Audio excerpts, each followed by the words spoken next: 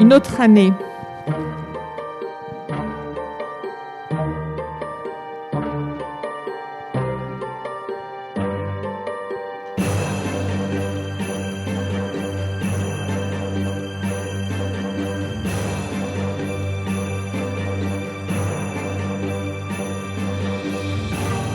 En dépit de tout cela, un enfant nous est né. On l'appellera Conseiller admirable, Dieu puissant, Père éternel et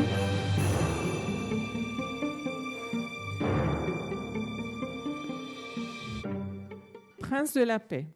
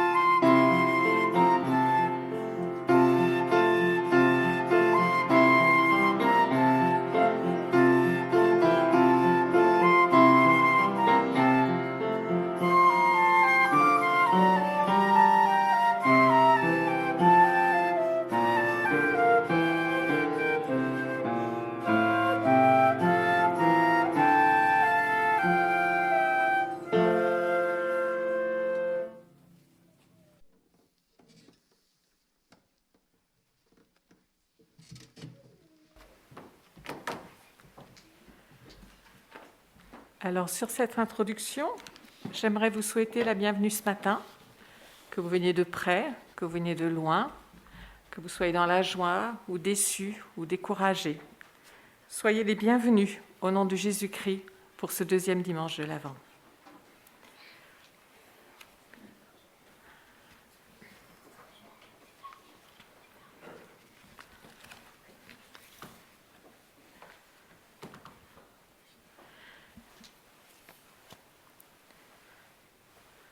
Ce matin, nous sommes venus pour adorer le Christ.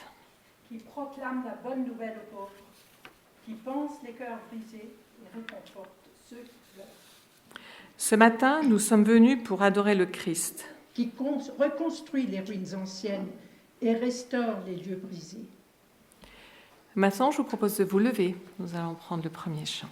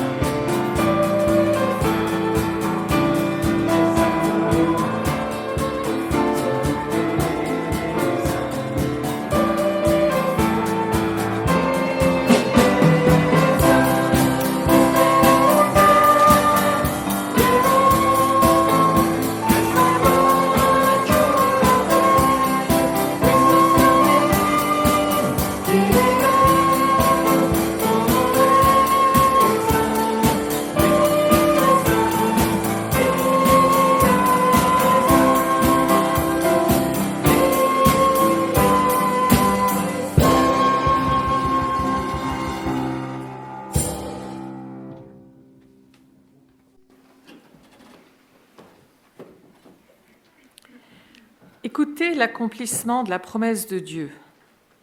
L'Avent est un temps où nous attendons une nouvelle lumière.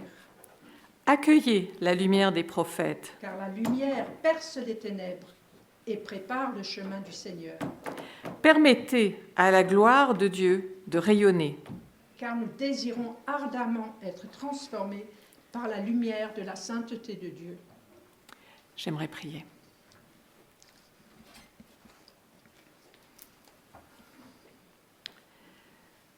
Nous venons, notre Dieu, ce matin, chercher la lumière.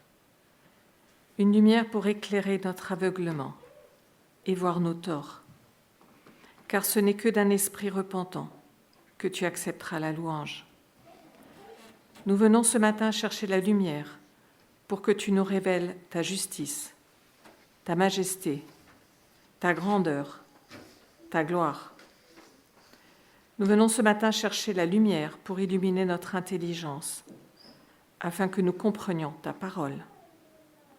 Remplis de ta lumière le cœur de ceux qui n'ont pas pu venir ce matin, de ceux qui sont malades. Transforme nos cœurs et nos vies pendant que nous te louons, afin que nous puissions servir dans ton royaume en tant que messagers de la lumière et guider les autres vers la lumière. Amen. Je vous laisse reprendre place. Alors ce matin, comme chaque premier dimanche du mois, nous avons une collecte. Et ce matin, c'est pour l'Armée du Salut. Alors en soutenant l'Armée du Salut financièrement, nous voulons aider notre prochain en action. Et chaque année, nous leur transmettons aussi des produits de première nécessité et Étienne y va fin de semaine pour déposer encore une grosse remarque. Merci. Alors, Abigail et Clémentine vont passer.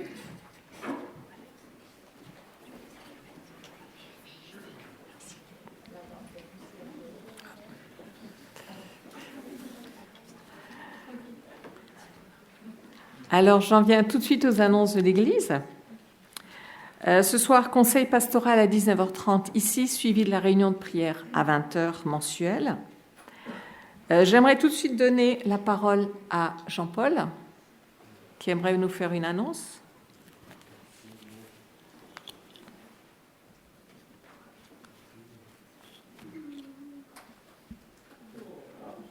Alors, je laisse la place à Delaya en attendant.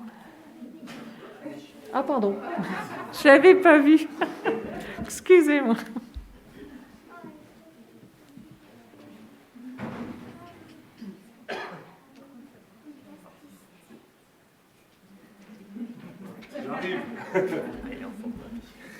Bonjour tout le monde.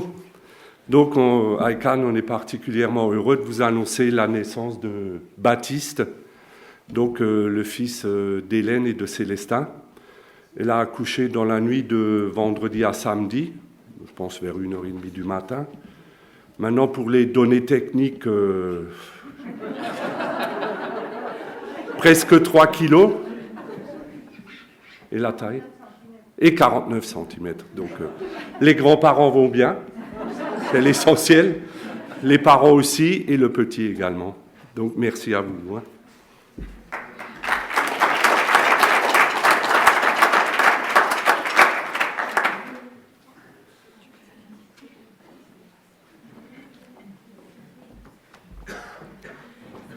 Pour certains, vous avez vu à l'entrée, j'ai un paquet de bredela et aussi les petites décorations de bougies de Noël. C'est des choses qui ont été confectionnées par les flambeaux. Ils souhaitent les vendre pour pouvoir financer le rallye régional qu'on espère qu'il pourra avoir lieu. Et si ce n'est pas pour cette occasion-là, ce sera pour financer un autre week-end, d'autres activités pour les flambeaux. Les sachets de bredela sont à 4 € et les décorations de bougies sont à 6 €. Voilà, il y en a encore, des décorations de bougies, il y en a encore dans la salle Espérance si vous voulez avoir un plus grand choix. Voilà, merci.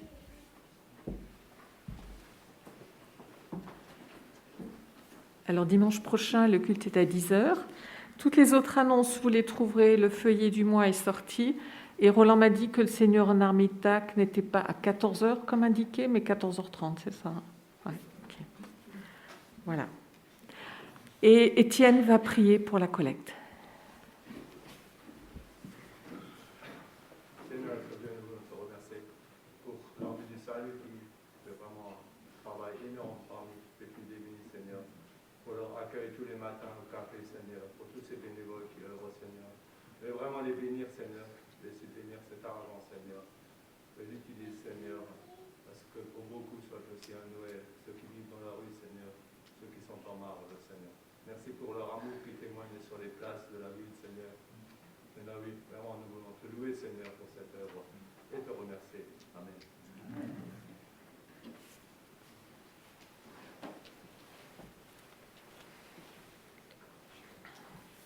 Alors, Olivier, je n'ai pas vu où il était.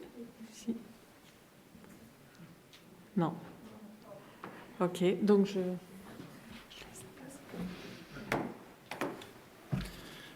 Alors bonjour à tous.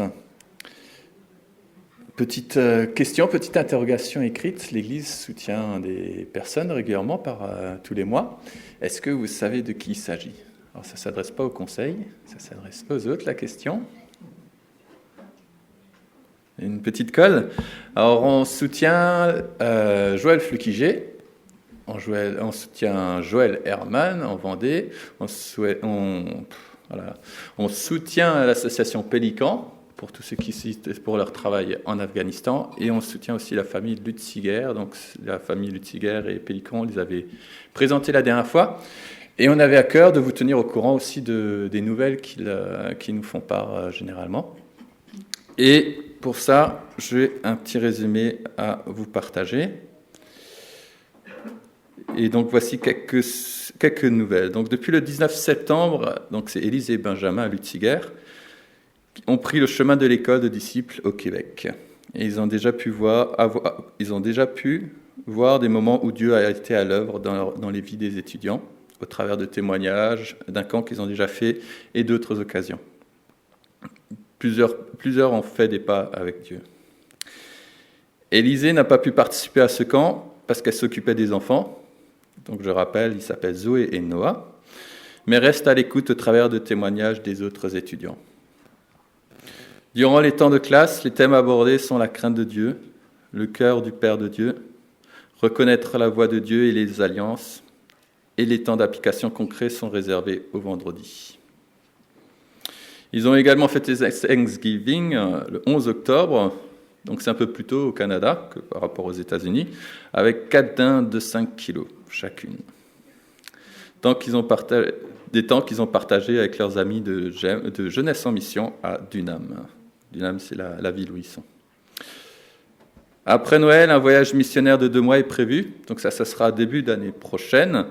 3 destinations possibles, l'île Maurice, les Maritimes et le Québec. Benjamin et Élisée ont choisi de rester au Québec, notamment à cause de la grossesse d'Élisée, ça sera plus simple pour gérer. Au total, ils seront 9 personnes qui se déplaceront dans différents lieux au Québec. Le but premier du voyage missionnaire est d'aller faire connaître Dieu à ceux qui ne le connaissent pas encore. Ils vont pouvoir aussi aller servir des gens dans le besoin, travailler avec des jeunes et des enfants, évangéliser de différentes manières, et tout ça à moins 30 degrés. Alors voilà, c'est un petit résumé. On va afficher, c'est déjà affiché derrière l'ensemble de la lettre complète. Si vous voulez plus d'informations, il y a aussi des témoignages. N'hésitez pas à aller derrière pour la lire, ou si vous voulez qu'on l'imprime ou qu'on vous l'imprime, qu'on vous l'envoie, revenez vers Pascal ou vers moi. On vous l'enverra. Et pour qu'on puisse aussi les aider concrètement, qu'on puisse aussi qu'ils se sentent aussi soutenus. On a fait une petite carte de prière avec les sujets qui nous ont fait part. N'hésitez pas à prendre, ils seront aussi posés derrière pour que vous puissiez les mettre dans votre Bible, sur votre chevet, et que vous puissiez aussi passer du temps dans la prière pour leurs sujets. Ils cherchent aussi un groupe de prière pour les soutenir dans leurs projets futurs. Donc portons-les dans nos prières et pensons aussi à eux. Les prochaines nouvelles viendront, des autres soutiens viendront prochainement. Voilà. Merci.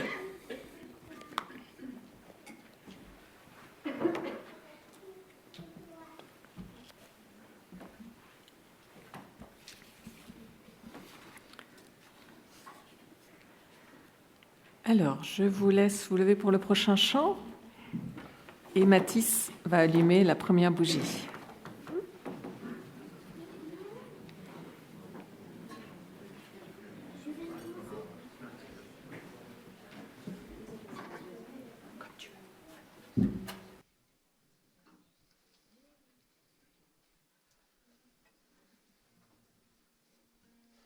Enlève ton masque.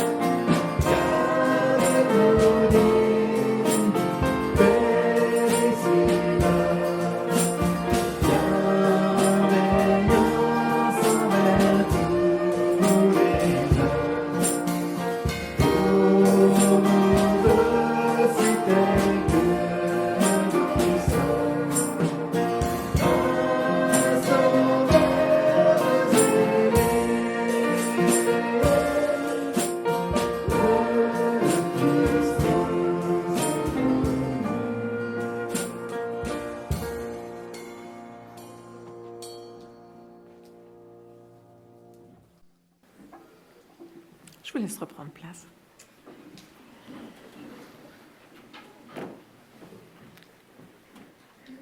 Alors aujourd'hui, on est le deuxième dimanche de l'Avent et regarder l'Avent, tracer un chemin jusqu'à Noël, c'est comme regarder le soleil tracer son chemin à l'est le matin. En se levant, le soleil crée de la lumière et en même temps il éclaire un monde brisé. Sentez-vous seul? Vous sentez-vous abandonné de Dieu peut-être? Sans joie, dépassé, submergé, épuisé par cette pandémie? Avez-vous l'impression de ne plus arriver à faire face? Alors bienvenue au premier Noël. Le premier Noël, ce n'était pas que douce nuit. Et essayer de limiter à ça diminue la signification de cette saison. Souvenez-vous, 4 siècles sans une parole de Dieu.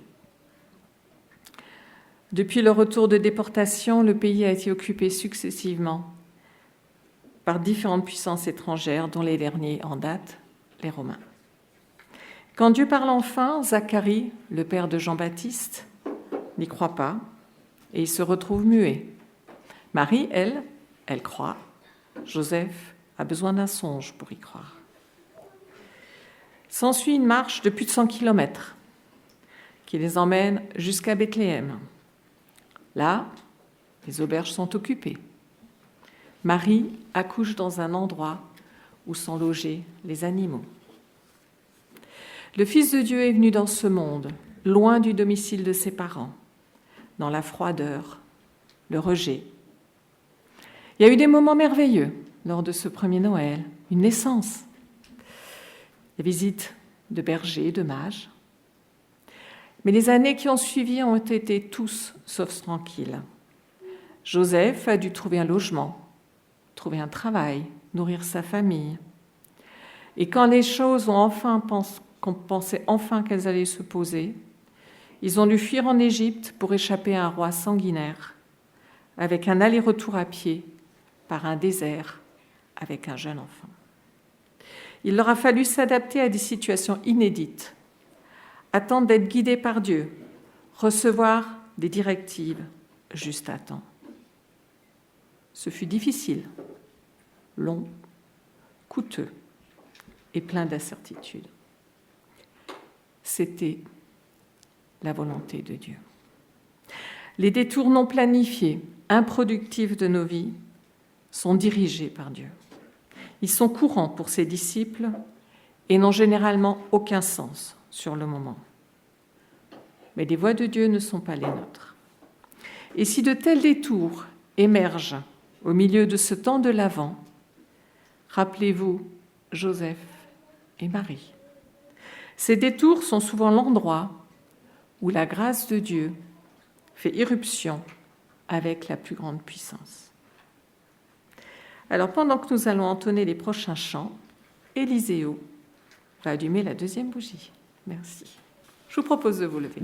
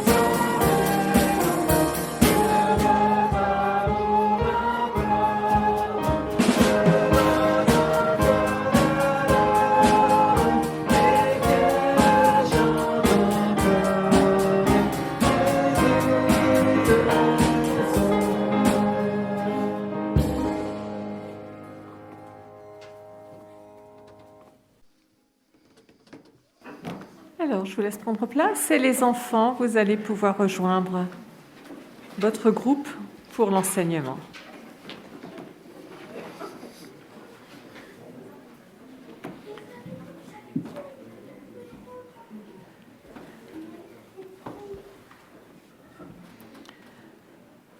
Le temps est accompli.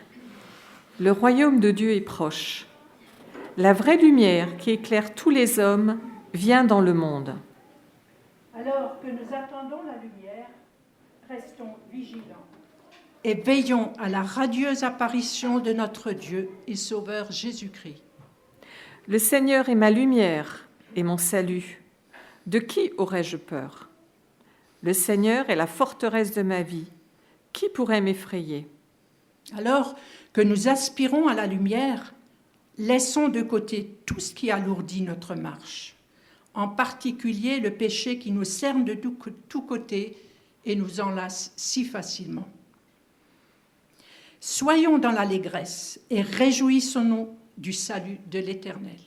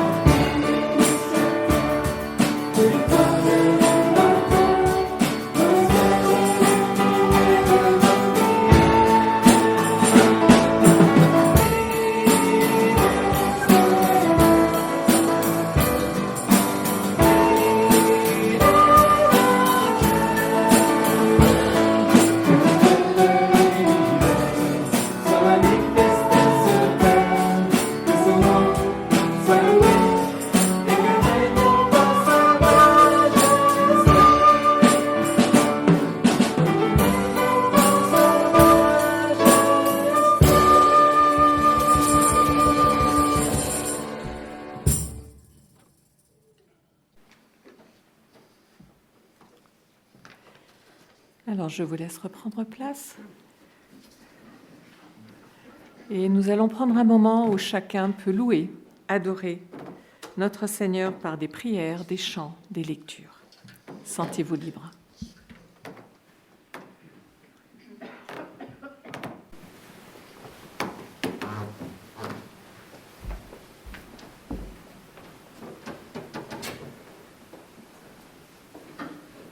Père éternel, c'est une alliance éternelle que tu as scellée avec nous. Jésus-Christ est venu une fois. Il est entré une fois dans le sanctuaire en apportant son sacrifice, une fois pour toutes. Et nous avons cette assurance que rien ne pourra briser cette alliance. Quelle grâce, Seigneur, de pouvoir compter là-dessus, de pouvoir compter sur ta promesse, sur ton serment. Quelle grâce de pouvoir te connaître parce que tu as envoyé Jésus-Christ venir nous chercher. Merci parce que tu nous as cherchés personnellement pour que nous entrions dans une relation profonde avec toi. Sois loué, sois adoré. Nous voulons faire monter vers toi avec toute notre joie, toute notre admiration. Amen. Amen.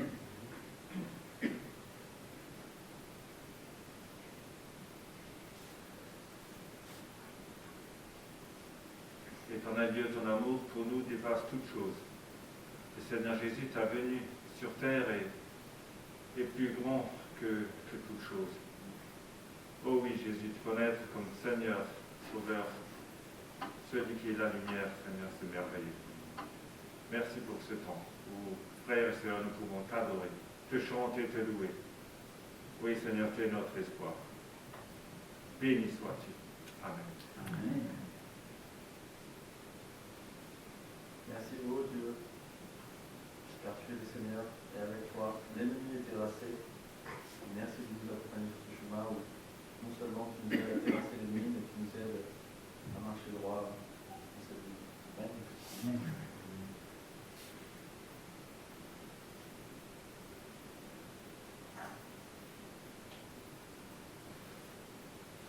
Mon Dieu, trois fois saint, Père éternel, le Tout-Puissant, le Créateur du ciel et de la terre, qui s'est abaissé jusqu'à nous.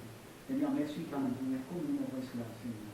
Merci durant ce temps de Noël, Seigneur, nous pouvons nous réjouir car tu es venu, Seigneur, pour aller un jour à la croix pour nous racheter.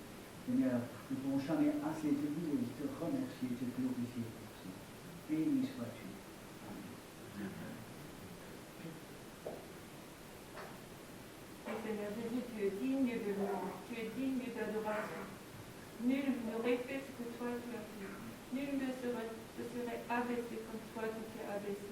Tu t'es humilié et devenu notre serviteur. Seigneur, tu nous as visités dans notre misère et dans notre péché. Seigneur, je te loue et je te remercie parce que tu as pitié de nous et parce que, Seigneur Jésus, tu nous fais grâce. Je te loue parce que tu te révèles à nous. Je te loue parce que tu es ce Dieu de bonté et d'amour. Seigneur, il n'y a rien ni personne qui te suit pas. Louange, honneur et gloire à toi, Seigneur. Amen. Louange à toi, mon Christ. Louange à toi, ô Christ. Louange à toi, ô Christ. Louange à toi, ô Christ. Oui, après 4 siècles de silence, Père, tu t'es révélé à certaines personnes. Seigneur, comme tu veux te révéler ce matin à chacun d'entre nous.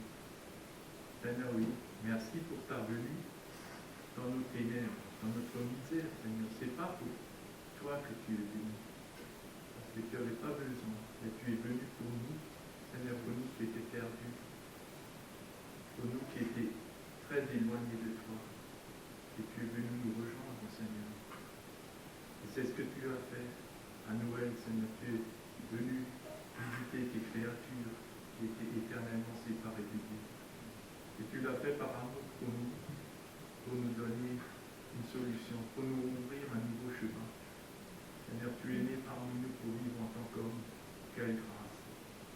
Seigneur, c'est grandiose ce que tu as fait, Seigneur. Nous pouvons jamais assez le réaliser, le comprendre, ce geste d'amour que tu as fait à Noël, en naissant parmi tes créatures, Seigneur. Et Seigneur, tu es venu apporter la lumière dans les ténèbres, la lumière dans la noirceur, la lumière aussi dans cet air plein de péchés, Seigneur. Et tu es venu donner ta vie justement pour apporter une solution pour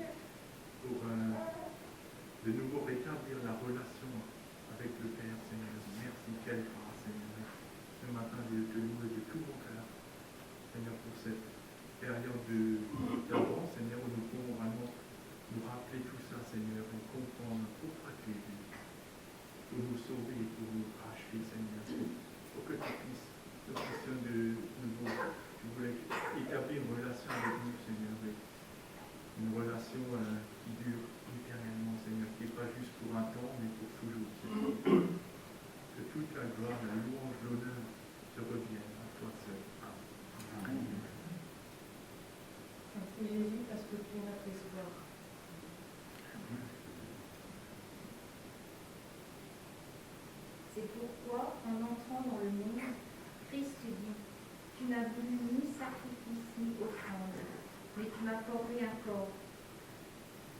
accepté ni holocauste ni sacrifice pour le péché.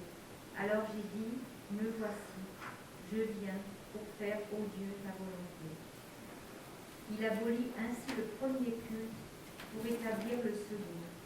Et c'est en raison de cette volonté que nous avons été rendus saints par l'offrande du corps de Jésus-Christ, une fois pour toutes.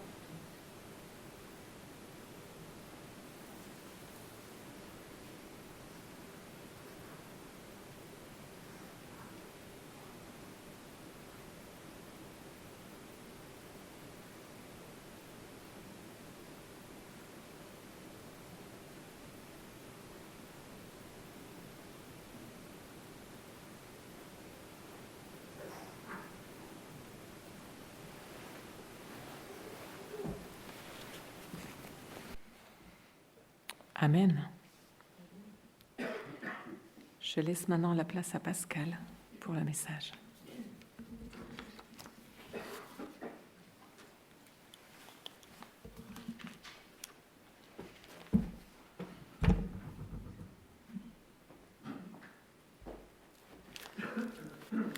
Merci beaucoup Annie pour tout ce que nous avons déjà pu vivre durant ce culte, ce à travers quoi tu nous as conduits. Bonjour à chacun, à chacune. Quelle joie de pouvoir attendre Noël, quelle effervescence partout dans les maisons. Je ne sais pas si vous avez aussi reçu un calendrier de l'Avent. Moi, j'ai une femme qui est vraiment attentionnée et elle aime faire des calendriers de l'Avent pour toute la famille. Et ça participe à cette montée de tension jusqu'à Noël. Tous les jours, on mange un chocolat et on se dit « Ah, bientôt, il y aura tout le reste de la fête. » L'attente. Quelle est l'attente que nous vivons? C'est l'attente de Dieu lui-même. J'ai lu cette histoire dans le journal. En 2013, un randonneur découvre par hasard dans le massif du Mont Blanc une boîte remplie de pierres précieuses. Et 8 ans plus tard, donc maintenant, il va pouvoir toucher sa part du butin, soit à peu près 150 000 euros. Pas mal, hein? Ça vaut le coup d'aller se promener en montagne. Ce trésor provient probablement d'un avion de la compagnie Air India qui s'est écrasé en 1966. Lorsqu'il a trouvé ce trésor, le jeune homme, très honnête, est allé le remettre à la gendarmerie. Alors, avant de pouvoir bénéficier de ce trésor, il fallait attendre. L'attente. Dans un premier temps, il fallait attendre de voir si l'on retrouve le propriétaire, ou plutôt ses héritiers, puisque lorsque l'avion s'est écrasé, tous les occupants sont décédés. Si au bout de 2 ans, le propriétaire n'est pas trouvé, la loi prévoit que le trésor revienne pour la moitié au découvreur et pour moitié au propriétaire du terrain, en l'occurrence la ville de Chamonix. Et donc, après ce temps, ce sont des experts en gémologie, donc ceux qui étudient les gemmes, les pierres précieuses, qui ont fait le partage en 2 lots de 150 000 euros chacun environ. Tout ce processus a pris 8 années. Durant tout ce temps, le jeune alpiniste a dû attendre. L'article ne précise pas de quelle manière le jeune homme attendait.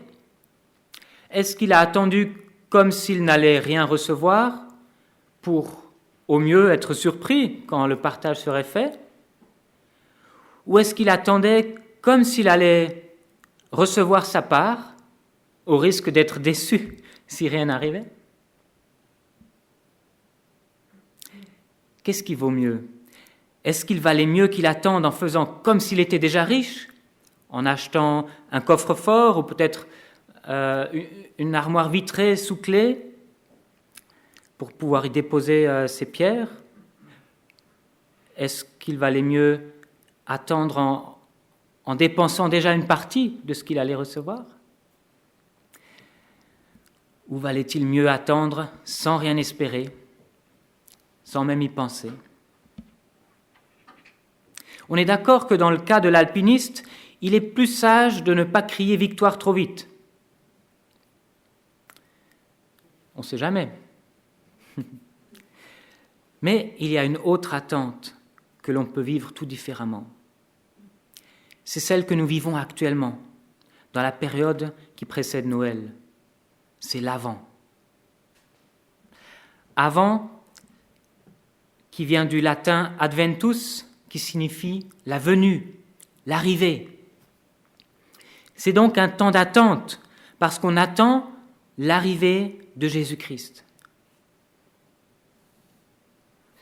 Bien sûr, comme nous célébrons l'incarnation de Dieu en Jésus-Christ à Noël, le temps d'attente qui précède, maintenant tout le mois de décembre, c'est l'attente du Messie qui a été vécu déjà par Adam, par Abraham, par Moïse, par David et par les prophètes du peuple d'Israël. C'était l'attente d'un sauveur qui viendrait apporter un salut nécessaire à cette humanité, un salut nécessaire à tous ceux qui révéraient Dieu. Mais cette attente-là, cette attente d'Adam, d'Abraham, de Moïse, de David et des prophètes n'a pas vraiment de sens pour nous. Parce que, comme nous l'avons chanté, le Messie est déjà arrivé. Comme nous l'avons dit dans nos prières, Jésus a déjà accompli ce pourquoi il est venu. Jésus-Christ a déjà vécu sur terre, il est déjà mort, il est déjà ressuscité, il est déjà remonté au ciel auprès du Père, où il est assis à sa droite sur le trône. Mais le souvenir de cette attente qui a duré depuis Adam jusqu'aux prophètes nous renvoie, nous, à l'attente que nous vivons aujourd'hui, actuellement. Pas celle de l'arrivée d'un petit bébé, mais l'attente du retour de Christ en vainqueur, en roi, qui va établir son royaume sur toute la création. C'est cela que nous attendons. Et le temps de l'Avent, que nous symbolisons avec ces bougies qui s'allument dimanche après dimanche, ce temps de l'Avent est là pour nous rappeler cette attente-là, le retour de Jésus-Christ. Je transpose donc la question qu'on a posée pour le jeune alpiniste. Comment devons-nous attendre le retour de Jésus-Christ ? Devons-nous l'attendre comme s'il n'allait jamais arriver ? Au mieux, nous serons surpris. Ou devons-nous l'attendre comme si nous étions certains de son arrivée imminente, en préparant sa venue, en nous préparant à l'accueillir et en vivant comme si nous étions déjà au bénéfice de son règne ? Vous sentez bien que la réponse n'est pas du tout la même que pour le trésor trouvé dans les Alpes. Ce matin, c'est un texte dans l'Épître aux Hébreux qui va nous accompagner, qui va nous faire réfléchir par rapport à cette attente. Je vous invite à ouvrir vos Bibles dans Hébreux au chapitre 6, les versets 11 à 20.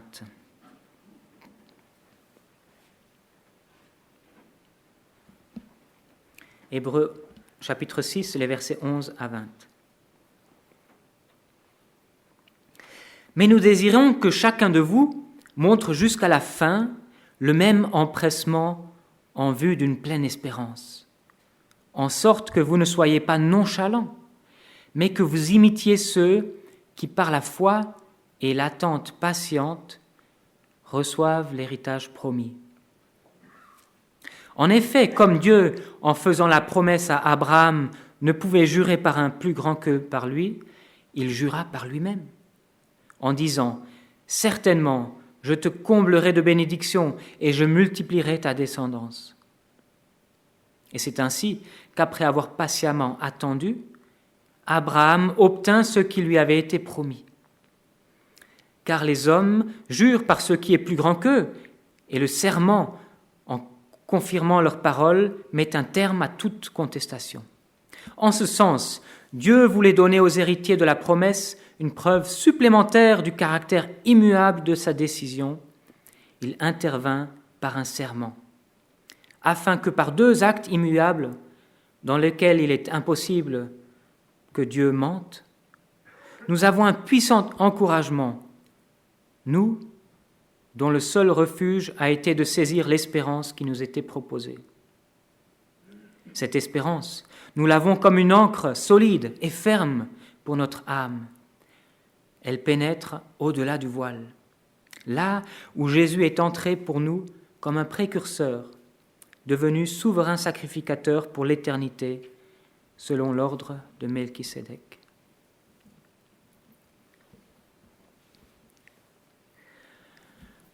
Le texte commence en donnant une réponse par rapport à cette question que nous avions. Comment attendre ? Je relis les 2 premiers versets. « Mais nous désirons que chacun de vous montre jusqu'à la fin le même empressement en vue d'une pleine espérance, en sorte que vous ne soyez pas nonchalants, mais que vous imitiez ceux qui, par la foi et l'attente patiente, reçoivent l'héritage promis. »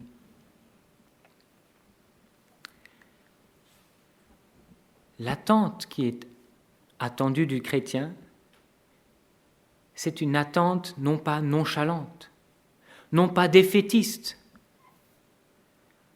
une attente qui n'est pas dans l'inaction, mais une attente qui nous met en action, qui met notre foi en action au quotidien. Juste avant, l'auteur de l'Épître aux Hébreux félicite les gens pour leur mise en action de l'amour par le service. C'est une des mises en action de notre foi, le service, mais ce n'est pas la seule. L'attente qui devrait caractériser le chrétien, ce n'est pas celle de quelqu'un qui est devant un distributeur et qui attend que les choses arrivent, qu'il a commandé. Dans l'inaction. Non, l'attente du chrétien, c'est celle qui met en action sa foi, c'est-à-dire les choses qu'il ne voit pas encore. Il veut déjà les vivre. Il vit comme s'il allait les recevoir, comme s'il les avait déjà reçus. C'est ainsi que nous pouvons être déjà reconnaissants pour toutes les bénédictions que le Seigneur nous promet. Même si nous n'avons pas encore vu la couleur de toutes ces bénédictions ou les fruits de toutes ces bénédictions, nous pouvons déjà être reconnaissants à notre Dieu, parce que nous avons la certitude qu'il veut nous bénir comme il a béni Abraham.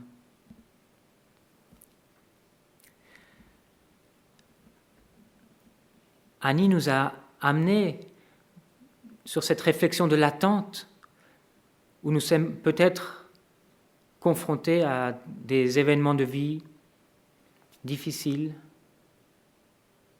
des événements de vie qui nous laissent perplexes.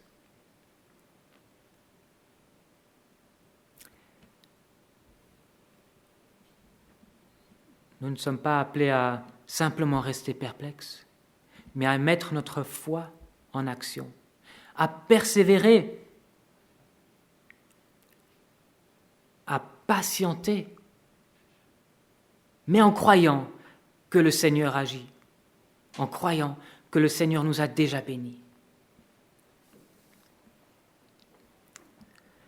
Je continue la lecture du texte parce que Dieu va nous montrer combien il a mis de soin à nous assurer de ses promesses. En effet, comme Dieu, en faisant la promesse à Abraham, ne pouvait jurer par un plus grand que lui, il jura par lui-même, en disant « Certainement, je te comblerai de bénédictions et je multiplierai ta descendance. » Et c'est ainsi qu'après avoir patiemment attendu, Abraham obtint ce qui lui avait été promis. Car les hommes jurent par ce qui est plus grand qu'eux, et le serment en confirmant leurs paroles, met un terme à toute contestation. En ce sens, Dieu, voulant donner aux héritiers de la promesse une preuve supplémentaire du caractère immuable de sa décision, intervint par un serment, afin que, par 2 actes immuables dans lesquels il est impossible que Dieu mente, nous ayons un puissant encouragement, nous dont le seul refuge a été de saisir l'espérance qui nous était proposée. Dans l'histoire du jeune alpiniste, il n'avait pas de promesse qu'il aurait avec certitude quelque chose de ce trésor. Il ne pouvait que espérer que les circonstances soient favorables. Mais ce n'est pas pareil avec Dieu, avec notre attente de Dieu. Parce que Dieu a fait une promesse. Il l'a fait à Adam et Ève, il l'a fait à Abraham, il l'a fait à Moïse, il l'a fait au roi David, il l'a fait à travers les prophètes.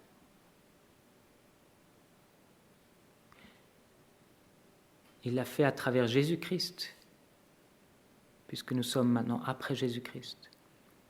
Nous avons des promesses de Dieu que Jésus-Christ a apportées. Et puisque pour nous, une promesse n'est pas toujours une tenue, Dieu s'est dit, je vais communiquer comme les hommes vont le comprendre, en jurant, en faisant un serment. Dieu n'avait pas besoin de faire un serment. Quand Dieu dit quelque chose, il ne ment pas, c'est la vérité. Nous pourrions le croire dès sa première parole.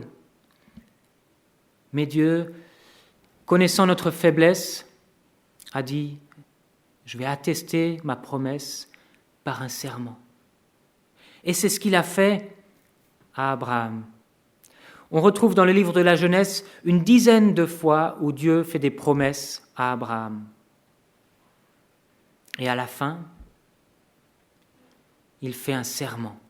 Il jure par lui-même. Il ne peut pas jurer par autre chose que par lui-même, par quelque chose de plus grand.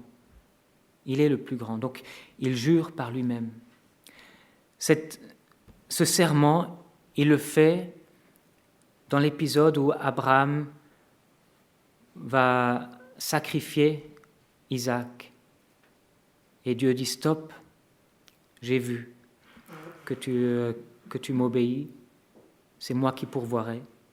Et c'est là que Dieu, en plus de toutes les promesses qu'il avait déjà données à Abraham, va lui faire ce serment.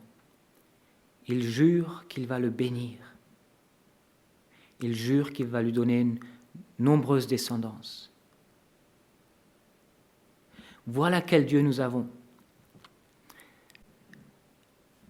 Un Dieu qui est fiable, dont les promesses sont fiables. Un Dieu qui nous promet de nous bénir. Mais plus que ça, puisque nous ne comprenons pas ce que c'est une promesse, Dieu fait un serment. Et il jure par lui-même qu'il va tenir sa promesse de nous bénir.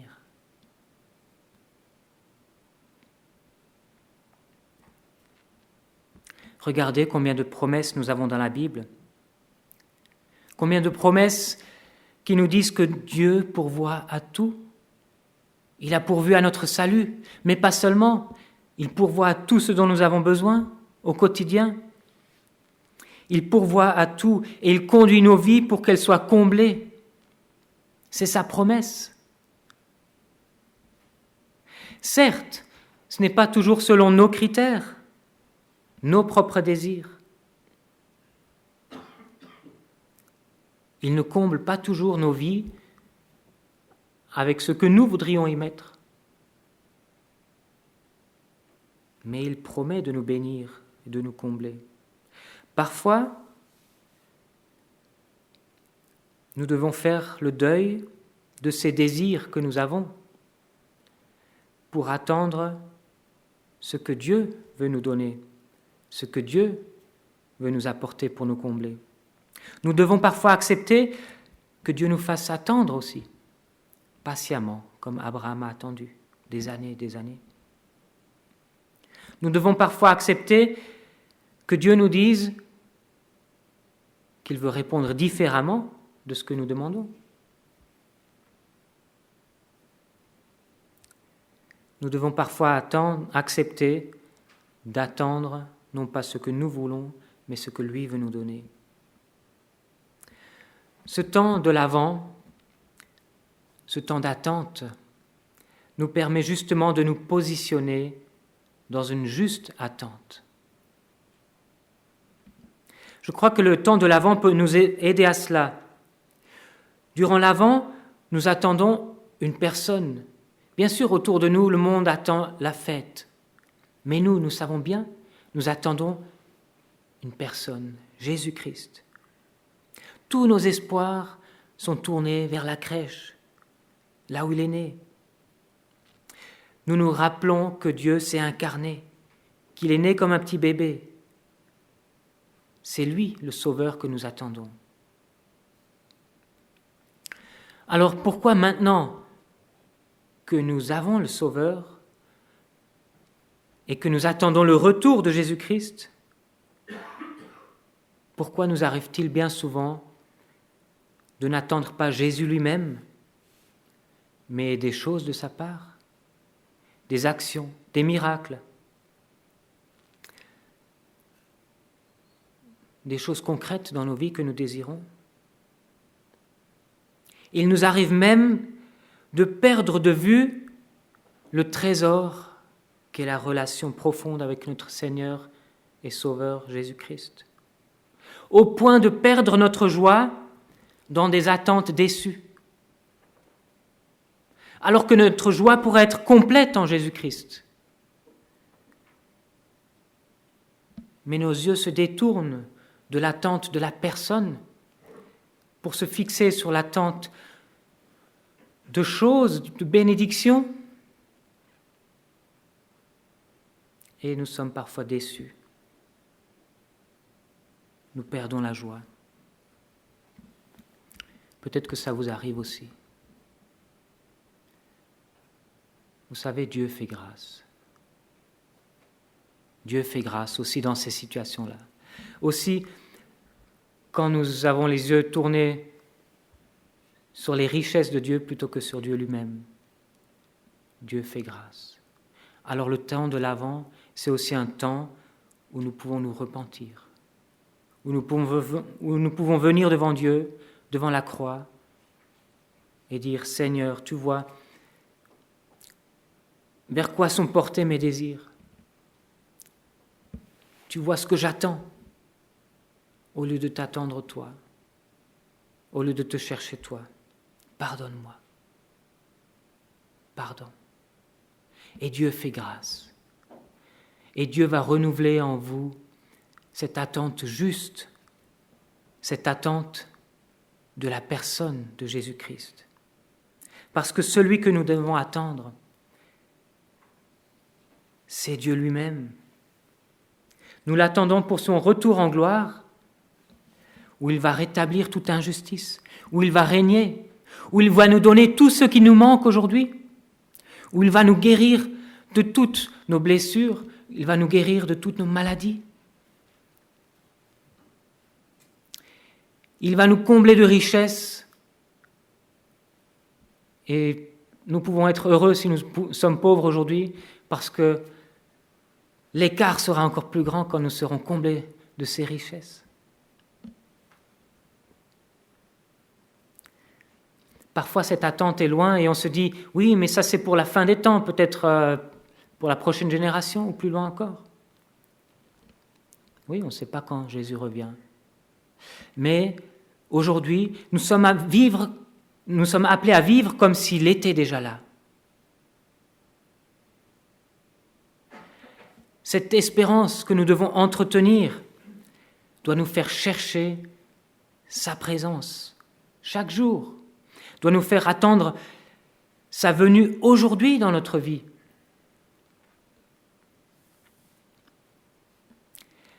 Cette attente, c'est une attente où l'on cherche Dieu dans l'instant présent. Vendredi soir, il y avait un magnifique concert à l'église protestante avec une maîtrise de l'Opéra national du Rhin. Ils ont chanté le Messia de Handel, cet oratorio qui est en fait un oratorio de Pâques, mais qu'on représente habituellement, traditionnellement à Noël. Et il y a un des chants qui m'a marqué en particulier, c'est la soliste qui l'a chanté. C'est ce chant qui dit « I know that my Redeemer lives ». Ce n'est pas du tout des paroles de Noël, c'est des paroles de l'Ancien Testament, du livre de Job, où Job dit « Mais je sais que mon Rédempteur est vivant ». Job vivait dans cette attente. Ça le faisait tenir aujourd'hui, dans l'épreuve. Il savait que son Rédempteur était vivant, même s'il ne le voyait pas encore, même si Jésus-Christ n'était pas encore venu, même si Jésus-Christ n'était pas encore ressuscité, pas encore revenu. Il vivait dans cette attente où il disait « Mais je sais que mon Rédempteur est vivant ». Et nous pouvons vivre aujourd'hui et tous les jours comme dans l'histoire du Père Martin. Vous savez, cet homme qui avait la conviction que Jésus allait venir dîner chez lui. Et ce soir-là, beaucoup de personnes sont passées chez lui qui avaient des besoins, qui étaient perdus, et il les a accueillis, chacun. Mais il attendait toujours la venue de son maître. Et à la fin de l'histoire, Jésus lui a dit qu'il était présent avec chacun de ses invités. Le Père Martin a agi avec chacun comme si Jésus était là. Voilà la manière dont nous pouvons attendre le retour de Jésus-Christ. Comme si Jésus est là. Et je termine avec cette dernière image que le texte de l'Épître aux Hébreux nous laisse, une image forte qu'on retrouve dans certains de nos chants. Notre espérance est solide comme une ancre de bateau. Cette espérance, nous l'avons comme une ancre solide et ferme pour notre âme. Elle pénètre au-delà du voile.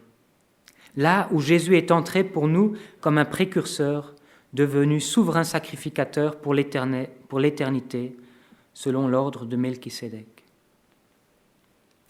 L'ancre du bateau sert à l'attacher solidement en pleine mer, et on l'attache où ?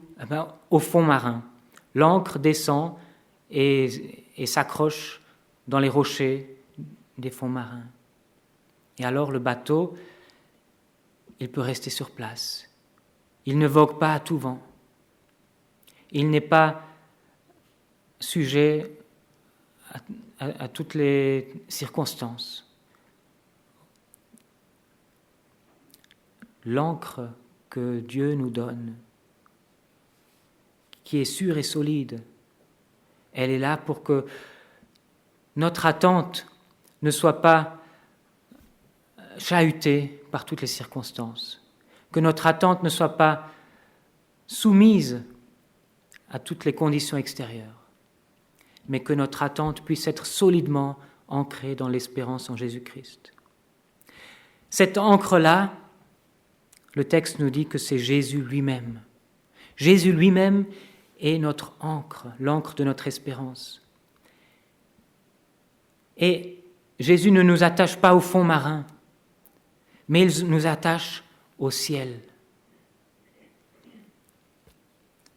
L'image dit que l'ancre pénètre au-delà du voile. Le voile, c'est ce voile qui sépare dans le temple le lieu saint du lieu très saint. Et ici, il s'agit du temple céleste. L'ancre, Jésus-Christ, nous rattache directement au lieu très saint, au temple où habite notre Dieu dans les cieux, dans la présence de Dieu. Nous sommes directement reliés à la présence de Dieu à travers Jésus-Christ. C'est ça notre ancre sûre et solide.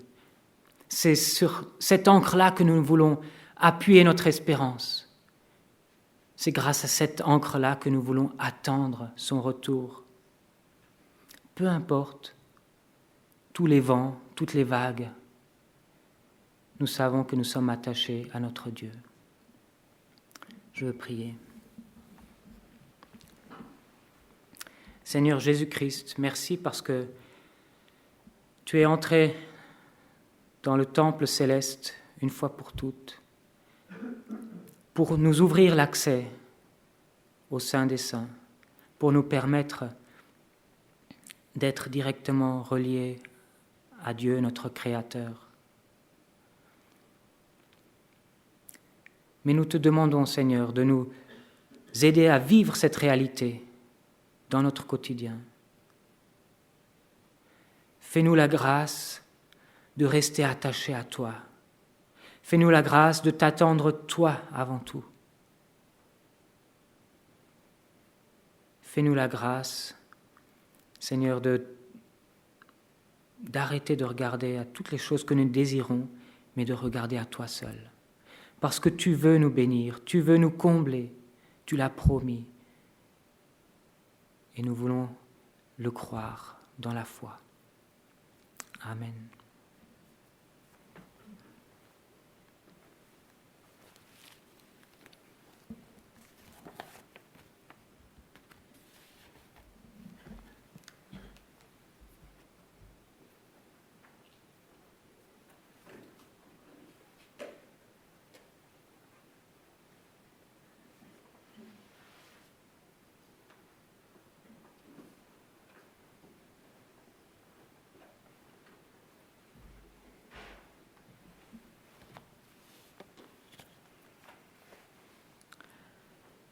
Merci Pascal.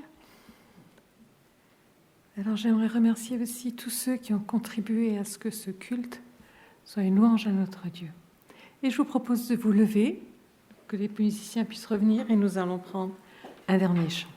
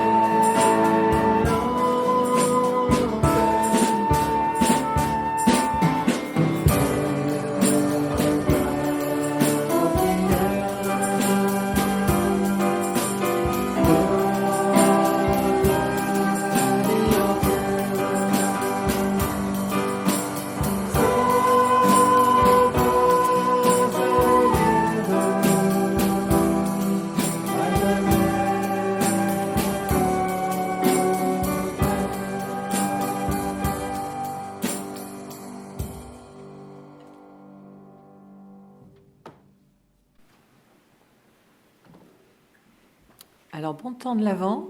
Et si vous avez envie, il y a des petits gâteaux à acheter.